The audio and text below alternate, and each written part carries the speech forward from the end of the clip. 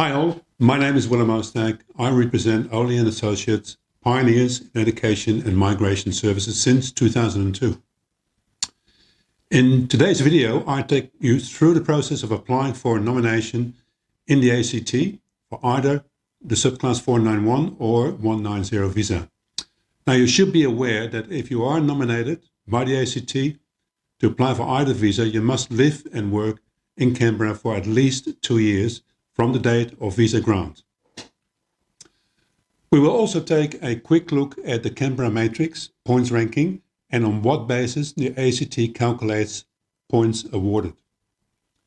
The process for a successful invitation to apply for the visa involves 4 steps, including preparation and lodging of an expression of interest through Skills Select, preparation of the Canberra Matrix, and then followed by the nomination and visa application.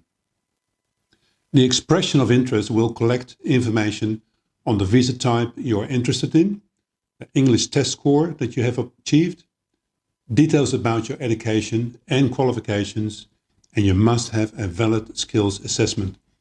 That process will provide you with a point score, which will rank you against others for invitation consideration. The Canberra Matrix is a merit-based assessment tool which allows you to score points for your economic and social contribution to Canberra, such as the length of your ACT residence, your occupation, business activity, your employment, English study, investment, and close family ties. You will be ranked on the number of points you've claimed. Those who rank high enough will receive an invitation email to apply for ACT nomination with a web link to the online application. If your matrix score is ranked, you will receive an invitation email with a web link to the online application form. Once the invitation is issued, it cannot be withdrawn or seized.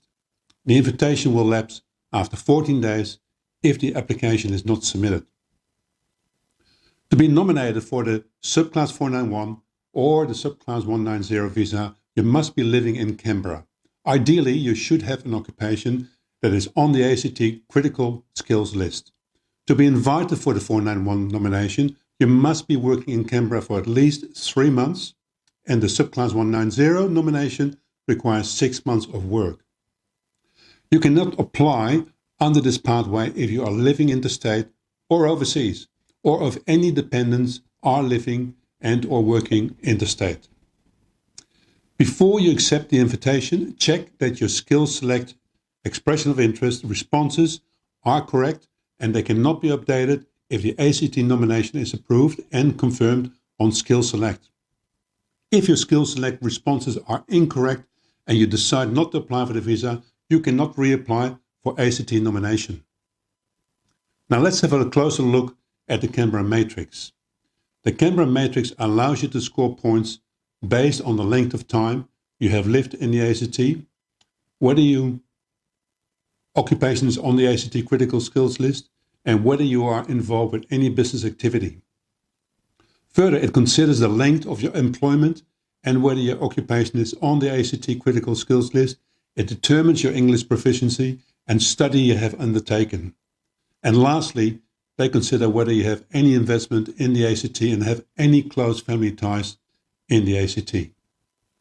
So, to summarize, the process for nomination in the ACT involves lodging an expression of interest, followed by the Canberra Matrix to determine your points ranking.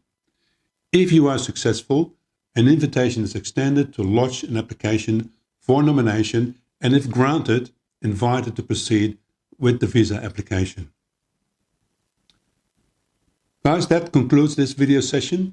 For more information on preparing the Canberra Matrix and nomination, give us a call on 02 9262 1517, or you can email me directly, willem@oostdyck.com.au, to arrange a face-to-face consultation via Zoom. As always, we appreciate your comments, and don't forget to hit the subscribe button below. Thank you for watching. Bye for now.